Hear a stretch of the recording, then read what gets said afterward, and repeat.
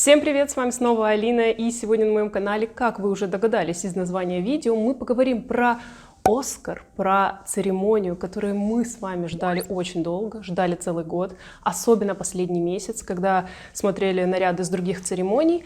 И сегодня мы поговорим о том, какие же наряды выбрали знаменитости для красной ковровой дорожки, вообще, наверное, для главной красной ковровой дорожки года. Тем более, что этот Оскар стал в буквальном смысле историческим. Знаете, такой спойлер для тех, кто не знает, потому что главный фильм года взяла картина «Паразиты», что было неожиданностью, поверьте, для очень многих. Но в этом видео мы с вами говорим про образы и наряды, которые выбирают знаменитости, поэтому давайте начнем.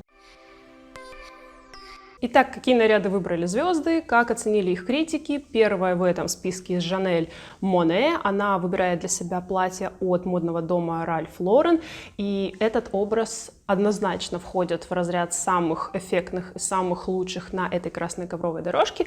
Во всяком случае, он берет своей оригинальностью, он абсолютно нетипичный для оскаровской церемонии. Здесь вот этот вот красивый капюшон, который выполнен из той же ткани, что и платье. Тренд на серебро, как видите, он продолжается. Очень хороший, правильный макияж. Украшения мне нравятся, потому что здесь именно оригинальное решение в виде капюшона, ну вот просто сразу 100 баллов добавляет наряду, и не зря модные критики так хорошо и высоко оценили этот наряд, так что я тоже поставлю ему 10, если вообще буду ставить оценки. Есть ли в этом смысл? Не знаю. Далее у нас, конечно же, Билли Айлиш, триумфаторша недавней церемонии Грэмми, и удивительно, но она изменила Гуччи. Да, Билли Айлиш с головы до ног не в Гуччи, это, в принципе, тоже своего рода вызов. Она в этот раз с головы до ног, ну, тут не надо быть фэшн-экспертом, чтобы понять, что она в Шанель и абсолютно в ее стиле. То есть у Билли есть свой стиль, я об этом говорю постоянно. И это очень забавно, потому что Билли не единственная Билли, у которой есть свой стиль. Те, кто смотрит мои такие видео, прекрасно понимают, о каком Билли я говорю. Далее он, кстати, тоже будет. И абсолютно, да, в стиле Билли это объемный. Всегда у нее никогда нет ничего в гардеробе, что по фигуре. Есть концепция во всех ее образах, и здесь, конечно, нельзя не обратить свое внимание на огромные ногти, огромные черные. Ну вот, не знаю, вообще никогда не понимала, как людям с такими ногтями удобно. Если у меня среди подписчиц есть кто-нибудь с длинными ногтями, напишите в комментариях, это вообще как, быстро привыкаете к этому или нет. Но просто образ в стиле Билли. И далее Реджина Кинг, ее наряд тоже входит в подборку модных критиков как один из самых эффектных. Это в моем понимании не то чтобы совсем классический оскаровский прикид, нет, но он скорее относится к этой категории, потому что здесь нежное платье от Versace в таком, знаете, холодно-розовом оттенке, и что удивительно, этот оттенок очень-очень идет Реджине, потому что, ну, вот девушки с темной, загорелой кожей, и вообще, ну, как-то обычно мимо таких оттенков проходят мимо. Я даже когда загораю, я как-то не обращаю свое внимание в сторону такой гаммы, но мне кажется, что очень здорово. Единственный момент, мне бы, наверное, хотелось чуть-чуть другую укладку, возможно, немножко боковую, то есть косую челку сделать было бы интереснее, но в целом такое, знаете, то, чего мы с вами ждем от Оскара, и это, наверное, тот термин, который я буду употреблять сегодня часто. Ой, сектор Билли Эпатажевич Портер на барабане, да, эта категория у нас снова открыта. И, ну вот, ну что, Билли был первый на этой красной ковровой дорожке, он был одним из ведущих красной ковровой дорожки. Ну и, собственно, после того, как он задал высокую планку на свои образы на прошлогоднем Оскаре, ну, в этом году ожидать от него чего-то менее эпатажного, чем костюм Феникса. Мне кажется, он выглядит как Феникс. Это модный дом Джилс Дикон. Украшения у него были от Сваровски, а обувь была от Джимми Чу. И золото перекликается с Оскаром. Феникс. Не потому, что Хоакин Феникс, да, я думаю. Хотя мало ли. В любом случае, жар-птица этой церемонии – это Билли Портер в своих роскошных золотых одеяниях и в роскошных очках. Ну вот, ребят, если первый раз смотрите мои такие видео, не знаете, кто такой Билли Портер, не пугайтесь, не удивляйтесь. У этого человека есть свой определенный эпатажный стиль, и каждый раз он пытается себя перебить. Ну, наверное, следующее мероприятие, где он сможет блеснуть и опять нас всех покорить – это Мэтт Гала. Ну и в целом целом я не считаю, что этот образ его как-то перебил прошлогодний по эффектности, потому что Билли успел нас избаловать, скажем так, своими образами, но мне определенно, ну не то чтобы нравится, это просто в стиле Билли. Билли вне оценок. Окей, да? Пенелопа Круз выбирает для себя Шанель, и очень многие, знаете, такие модные блогеры и критики вот, делают вот эти всевозможные мемчики, они сравнили Пенелопу Круз с пакетиком Шанель, что как бы неудивительно, потому что камелия на пакетиках, когда вы покупаете что-то в Шанель, но мне, не скажу, что это платье очень сильно нравится, мне кажется, что оно немножко зарезает Пенелопу и делает ее, ну, что ли, ниже ростом за счет того, что, ну, вот неправильно здесь подобранные пропорции, если бы оно было в пол полностью, но это было бы не так оригинально, да, согласитесь, но из-за того, что довольно длинная верхняя часть, получается так, что Пенелопа смотрится ниже ростом. Ну и в целом, что-то мне не нравится в макияже. Ну, хотя это, в принципе, абсолютно типичный для Пенелопы макияж, но мне кажется, что вот на прошлых церемониях макияж был поудачнее. Лора Дерн, она вообще мне очень нравилась на прошлых всех премиях в течение последнего месяца, выбирает на этой церемонии Armani Privé, и на самом деле это абсолютно неинтересный образ. Ну, то есть мне кажется, что ей не идет это платье. То есть само по себе оно интересное, но вот с оттенком кожи и оттенком волос оно у Лоры абсолютно не гармонирует, и она в нем выглядит старше. То есть мне кажется, это не тот эффект, которого добиваются стилисты, чтобы их подопечная выглядела старше, но нет. Здесь не гармонирует между собой укладка, сережки. Для чего они здесь не подходят. И, ну, платье само по себе неплохое, но вот не сочетается оно со всем остальным образом Лоры. Ну, возможно, если бы глаза были ярче накрашены, но нет. Платье интересное, хотя я не люблю такие декоративные элементы, как на верхней части, но нет. Вот просто из-за того, что не соотносится. Далее Скарлетт Йоханссон, которая у нас выбирает Оскар де ла Рента, бренд, который, в принципе, задает всегда очень высокую планку, в частности, в вечерних нарядах. В особенности вечерних нарядов. И очень многие модные критики, конечно же, хвалили этот образ. Это абсолютно оскаровский наряд, и это шелк, это очень красивые декоративные элементы на платье. Причем с некоторых ракурсов, когда я смотрела на этот образ, мне казалось, что здесь такая же проблема, примерно как с Пенелопой Круз. Скарлетт как будто бы выглядит ниже ростом, то есть казалось, что фигура зарезана. Но нет, когда я посмотрела другие фотографии, я поняла, что пропорции здесь самый сок, все идеально соблюдено, платье идеально сшито, идеально просто сидит на фигуре Скарлетт, хотя я там реально не огромная фанатка Скарлетт, очень спокойно к ней отношусь, но единственное, мне почему-то не понравился немножко макияж, ну вот как-то утяжеляет он весь этот образ, не знаю, что не так, возможно, здесь просто неудачное освещение, а возможно, он просто получился слишком активным за счет контуринга, и можно было бы ограничиться чем-то посвежее, не знаю. А вот Галь Гадот, которую я очень сильно люблю, она мне нравится, выбирает для себя Живанши, и ну, кто-то включал этот наряд в самые лучшие, в самые интересные. Ну, ребят, ну, нет, ну, Галь, она прекрасна, зачем? Нет, ну, это очень плохо. Я не знаю, напишите в комментариях, если вам понравилось это платье, мне просто интересно, почему? Потому что это вкусовщина. Все мои такие видео, ну, будем честны, это вкусовщина, это какое-то мое личное мнение, основанное там на пережитом опыте, но мне не нравится верхняя черная часть. Вообще не люблю вот это сочетание черного кружева, гипюра с розовым таким цветом. Ну, это очень плохо, как будто бы шито из скатерти, занавесок. Хотя Живанши мне действительно очень нравится. И зачем этот красный оттенок губ теплой гаммы? Нет. Возможно, если бы не было хотя бы красной помады, было бы получше, но очень я разочарована образом Галь, хотя, опять же, мне она очень нравится. Терон, конечно же, у нас в чем? В Диор. И ну просто, вы просто посмотрите, это же Оскар Оскарович. Просто ее наряд, ее платье идеально. Обожаю Шарлиз.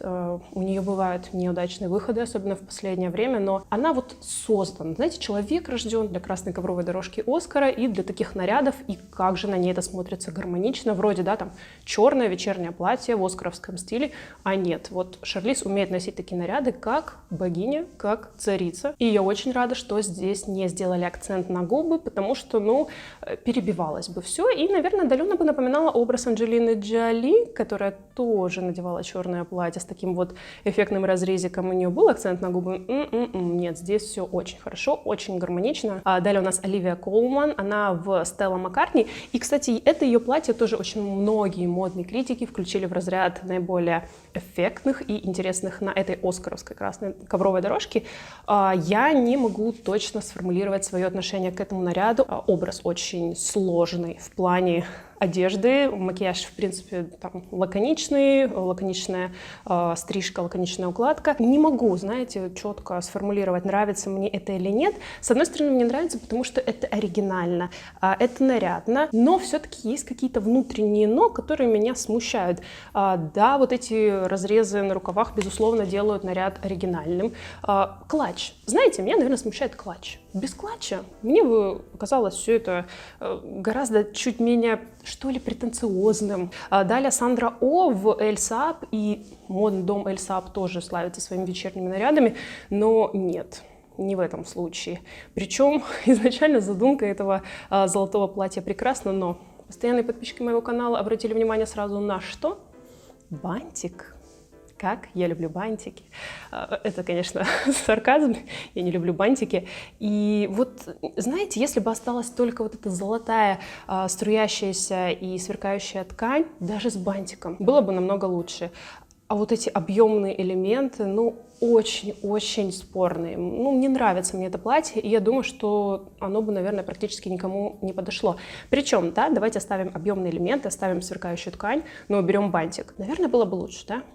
Ну вот мне кажется, что образ не самый удачный, в отличие от Натали Портман, которая выбирает Dior и которая тоже смотрится как настоящая, знаете, такая хозяйка красной ковровой дорожки. Такое ощущение, что все остальные знаменитости пришли к ней и к Билли Портеру домой. И мне очень нравится это, с одной стороны, мрачный, да, такой образ, тоже не в стиле Dior делать какие-то мрачные наряды, но он при этом не переходит в категорию тяжелых, что мне очень нравится. Действительно тяжело сохранить эту грань между там чуть-чуть более мрачным, чем обычно образом, и не сделать его утяжеленным. Здесь это получается. Прекрасная стрижка, прекрасный макияж и лаконично, но при этом этот наряд хочется рассматривать. Вы согласитесь с этим, я думаю, да? Далее Грета Гервинг, и она в Dior, и украшения от Булгари. Мне не понравился этот образ, потому что он ее расширяет и утяжеляет, и ткань смотрится в некоторых моментах реально очень сильно помятой. Меня это расстраивает. Не люблю, когда на таких церемониях платья выглядят помятыми, хотя я понимаю, что это обстоятельства, тем более, что был дождь, и это определенно создавало некие проблемы, когда знаменитости ждали своего выхода на красную ковровую дорожку, но нет, оттенок очень не подходит под ее, не цвет кожи, он не подходит под ее оттенок волос. И есть конфликт между вот этим оттенком зеленого и ее оттенком волос, что как бы не украшает. Сирша Ронан появляется в наряде от Gucci, и в начале, знаете, когда я первый раз увидела этот образ, я подумала, но чем больше я начинаю его рассматривать, тем больше он мне нравится. И это какая-то магия Сирши Ронан. Серьезно, практически все ее наряды за последнее время, которые я видела, всегда вызывали у меня такую реакцию. Вначале а потом то есть мне начинает нравиться. И мне очень нравится решение, когда работает команда и работает слаженно. И посмотрите, здесь макияж глаз идеально перекликается с платьем. И кто-то скажет, это скучно, я считаю, что это прекрасно, и это очень тонко сделано. Прекрасно, что здесь не перегрузили образ украшениями, что ничего на шею не навесили, просто браво, ограничились сережками и кольцами. И вот да, с одной стороны, спорный вот этот элемент, это объемная баска под грудью, но смотрится органично. Возможно, не в последнюю очередь за счет макияжа глаз и правильной укладки. В целом, вот знаете, я вот сейчас подвинула картиночку и не вижу голову Сирши. И у меня есть претензии к этому наряду. А когда только я вижу полностью законченный весь образ, сразу меняется восприятие. Вот как важно работать в команде. Далее Синтия Эрива. И знаете, что удивительно, ее наряд входит во все подборки самых лучших на первом месте. Ну, то есть практически любую подборку модных критиков вы открываете, и ее образ на первом месте. Ничего не могу сказать против Синтии. Вообще в этом наградном сезоне она нас очень порадовала своими яркими выходами на красной ковровой дорожке. Но интересно, но не так, чтобы, знаете, на первое место ставить. Ну, как вы думаете, нет? Мне кажется, что Жанель Моне, ну, как-то поинтереснее, что ли, было. Хотя, опять же, это вкусовщина. Красивый белый образ. Я не люблю такую обувь на огромной платформе. Мне кажется, что можно было бы ограничиться, возможно, какими-то босоножками без платформы, но, наверное, тогда бы пострадала структура платья, потому что, наверное, может быть, ростовки бы не хватило.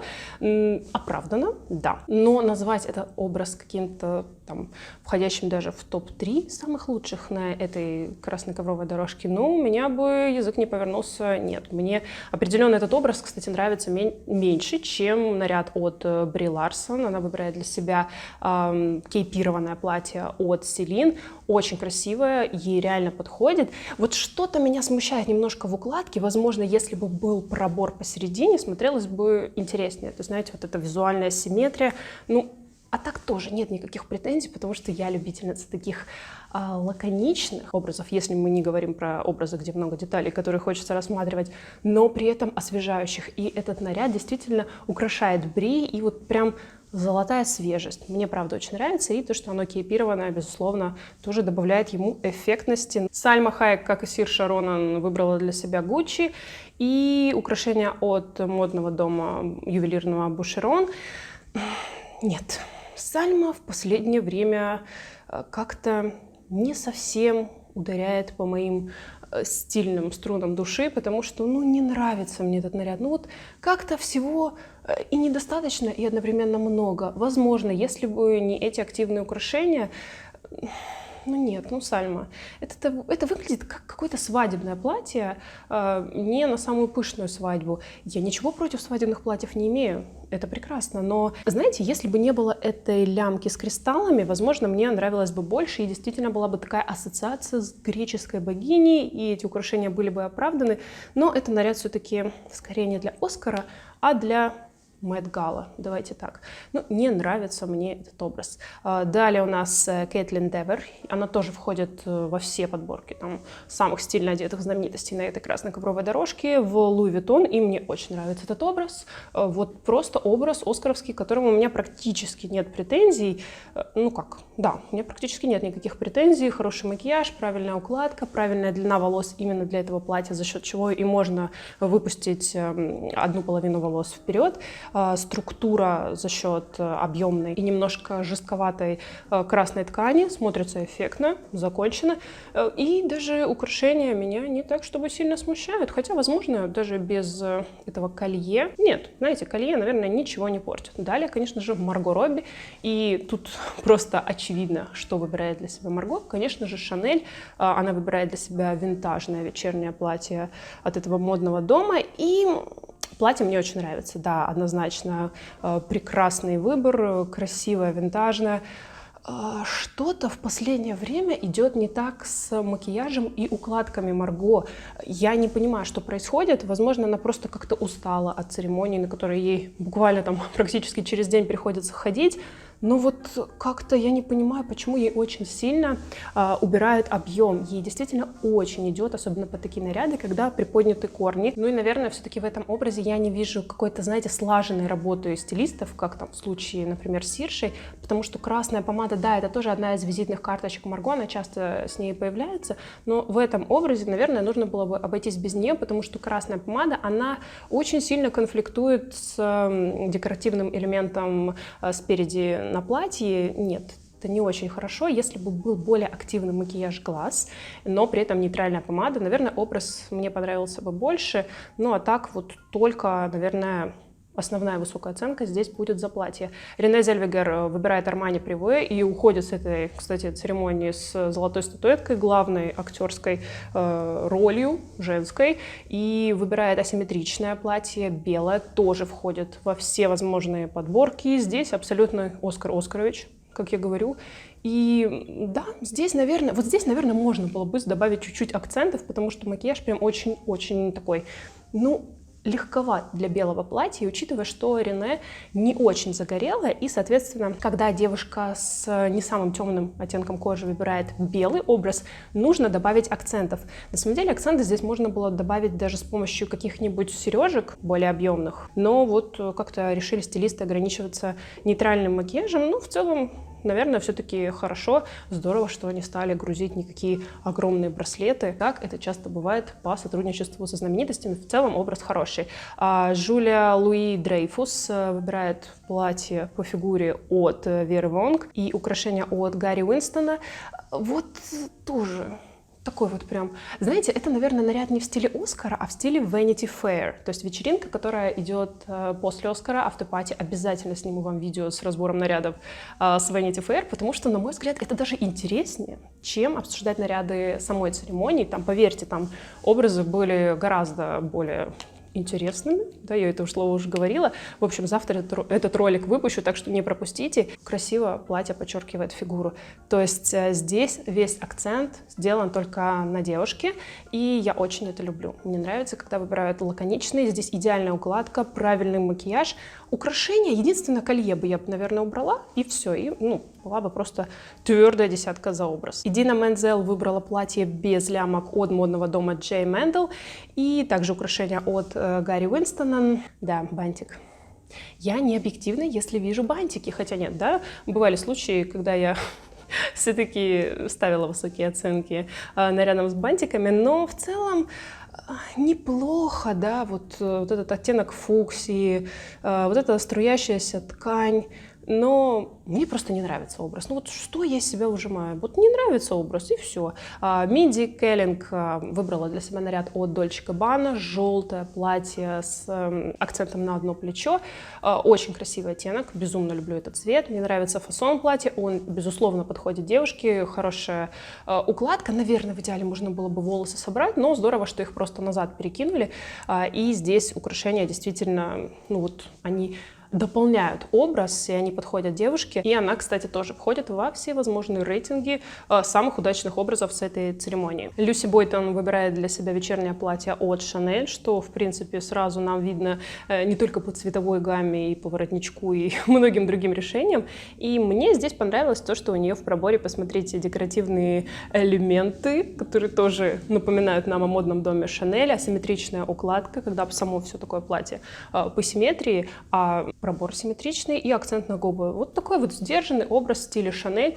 Такой, знаете, вариант, который в теории могла бы примерить на себя, например, Марго Робби. Вот легко представляю ее в таком образе. Руни Мара тоже входит во все возможные подборки самых лучших образов этой церемонии в ее платье от Александра Маккуин. Мне нравится модный дом Александра Маккуин, но, к сожалению, далеко не все его вечерние платья мне кажутся удачными, и далеко они не такие, знаете, чтобы не для людей.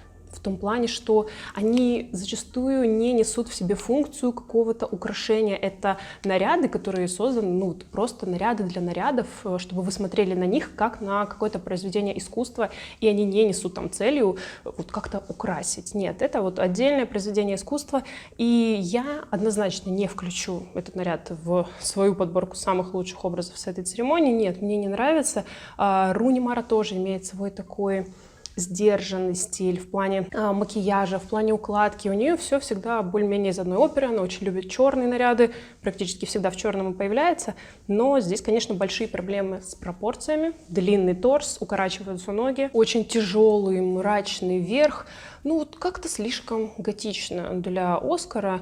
Вот нет, мне просто не нравится. Реально, вкусовщина входит в разряд не самых удачных образов лично по моей версии. Далее у нас идет Кристин Вик, и у нее очень интересное такое структурное и геометричное по основному силуэту платье. Также у нее тут черные перчатки. Сложно. Первое слово, которое мне приходит на ум, когда я вижу этот образ, не могу сказать однозначно, нравится он мне или нет. Понятное дело, что сидеть в нем, наверное, очень тяжело, но вот это прям интересно. Это интересно, но не переходит за грань тяжелого эпатажа. Нет. Далее, кстати, вот вам могу еще привести пример неправильного использования пропорций. Это Келли Рипа в наряде от Кристиана Сириано. Вроде было бы хорошо. И было бы прекрасно, если бы, опять же, не удлиненный торс. Не совсем понимаю, почему шьются такие наряды, которые визуально призваны удлинить торс. Наверное, в этом нет никакой логики. Но вот вы сразу смотрите на этот наряд и видите, что что-то не так. Запомните правило, если вы смотрите на платье и не можете понять, вот что с ним не так? Вроде нормально, но что-то не так. Это неправильные пропорции, это факт. Маргарет Куалли тоже в Шанель, потому что Шанель это то, в чем она появляется на всех последних церемониях. Достаточно лаконичное платье, в котором все более-менее интересные детали достаточно сдержаны, то есть тут небольшой акцент на груди и, конечно, более интересный низ, интересное переплетение, в том числе и по поводу того, как платье держится, как переплетены лямки. Очень хорошая укладка. Здесь как раз-таки решение того, чтобы сделать ей такую прическу, абсолютно оправдано. Открываются плечи. Здорово, что здесь волосы не распустили, а именно показали всю красоту и платья, и самой Маргарет. И, соответственно, очень мне нравится здесь макияж, который идеально просто подходит под этот образ. И Маргарет, ну, наверное, сейчас у меня будет даже больше ассоциироваться с Шанель, чем даже Марго Робби. Да? Леа Сейду тоже выбирает платье по проблемным пропорциям от модного дома Louis Vuitton. Тоже, да, знаете, такое платье вот не сидит. За счет того, что, опять же, вытянутый верх и вот эта укороченная как бы снизу юбка. Ну нет, это не украшает девушку. Кстати, в Далее у нас идет Катриона Балфе, она Валентина Хайт Кутюр в кутюрной коллекции. И здесь тоже, знаете, есть вот эта проблема, что за счет вот этой полупрозрачной розовой накидки с бантиком, к которому у меня, кстати, здесь нет претензий, потому что я его не сразу даже заметила, эта розовая полупрозрачная ткань, она немножко тоже длиннее, чем нужно. То есть, по идее, она должна была заканчиваться чуточку выше, и тогда бы смотрелась лучше. Но в целом, за счет того, что она полупрозрачная, это не создает такой прям катастрофической диспропорции. Мне нравится, но, опять же, здесь можно было бы ограничиться акцентом на глаза. Такой вот более активные глаза и красная помада, ну вот с розовым цветом, ну как-то, не знаю, возможно, я старомодна, но редко когда красная помада сочетается с розовым, таким нежным, холодным оттенком. Америка Феррера выбирает для себя наряд от Альберто Ферретти, и это тоже, знаете, такой образ не в стиле Оскара, а скорее Мэтт Гала, причем, наверное, даже прошлогодний, то есть, знаете, в таком, ну вот можно было бы представить это в стиле модного дома Гуччи, так, чтобы с натяжкой, но мне кажется, что это немножко не оскаровский образ, хотя, безусловно, ей образ идет, но он либо театральный немножко все-таки, либо нет, все-таки не для Оскара. Сигурни Уивер выбирает Кристиан Диор. Прекрасное, вот просто идеально, но при этом сложно продуманное платье. То есть, да, с одной стороны, вроде простое там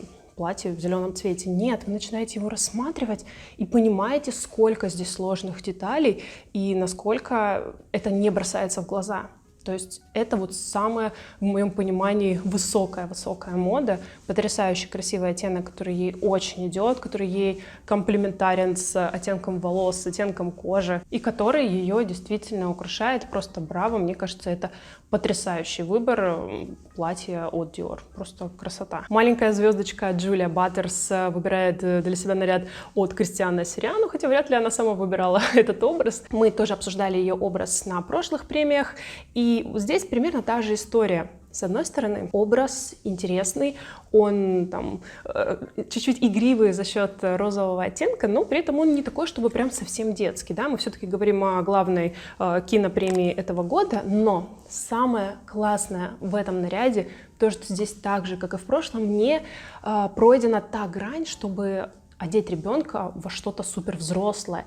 То есть за счет цвета, за счет того, что здесь обилие деталей, за счет того, что здесь с одной стороны и что-то вечернее, но при этом есть такие принцессочные детали, я их так называю, ребенок выглядит ребенком. И это здорово, когда как раз-таки ребенка одевают в такие наряды, которые не прибавляют ему возраст. И вот, ну, это смотрится не очень, что ли, правильно, когда ребенок выглядит не как ребенок. Здесь, слава богу, такого абсолютно нет, и мне это безумно нравится. Конечно же, как на Оскаре без золотых нарядов, Ребел Уилсон выбирает платье от Джейсон Ву, очень красивое и действительно такое оскаровское, хорошее, ей подходит оно по фигуре, то есть абсолютно правильный фасон и абсолютно хороший макияж. Укладочку можно было бы чуть-чуть, знаете, опустить сверху, мне кажется, тогда бы смотрелось еще эффектнее, но в целом, наверное, не критично. Но вот да, если бы верхняя часть была чуточку ниже, вот знаете, по лицу буквально шло,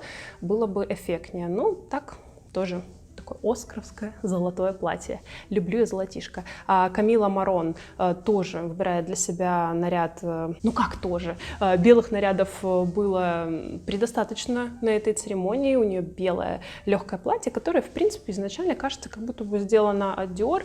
Нет, но это не Dior. Здесь распущены волосы, я понимаю почему. Потому что хотелось сохранить какую-то легкость образа, скорее всего, и именно так это обыграть. Потому что в таком платье, если ты собираешь волосы, то, получается, это уже становится чуть более претенциозно, вот в стиле премии, что, наверное, здесь и хотелось бы, чтобы у нее были собраны волосы. Это неплохо, не хорошо, это всего лишь один из вариантов, как можно было это платье обыграть. Они выбрали этот, я бы, наверное, выбрала другой, и все-таки украшения на шею можно было бы убрать.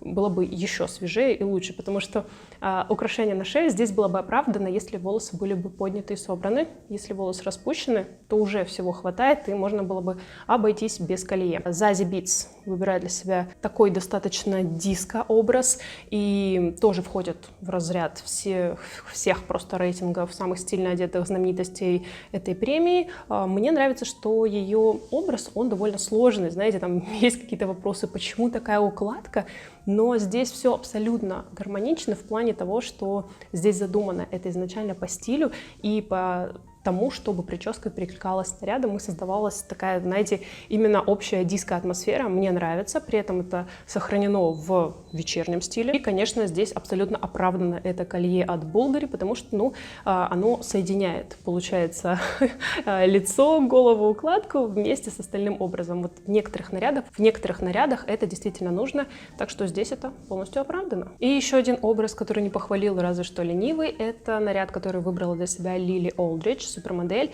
Ральф Лорен, белое платье, белый, да, заметили тренд, как я уже сказала, этой красной ковровой дорожки. Ну, конечно, вы сразу видите то, о чем я хочу сказать, это идеальное просто сочетание оттенка помады с декоративным цветком, которым украшено платье. Просто белое с красным, но это же тоже беспроигрышное сочетание, очень красивый, сдержанный образ. Мне безумно нравится то, что здесь есть именно вот эта вот фишечка с красным цветком и красной помадой. Просто вау, вот тот случай, где красная помада, она не то что оправдана, она прям жизненно необходима. И какой же прекрасный макияж.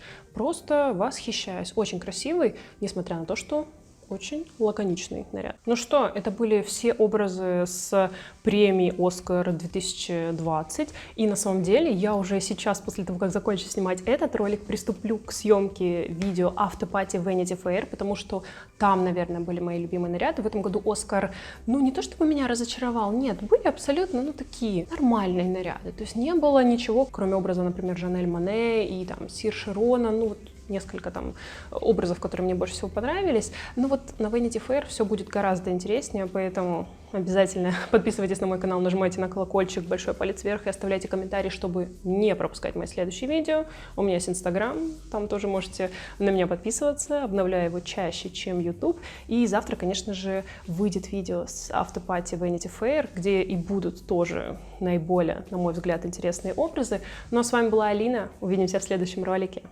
Пока. Все-таки Оскар настолько важное событие, что даже погода, стала прекрасной для того, чтобы я сняла для вас видео. Серьезно, у нас все время было облачно, у нас все время на солнце не было намека.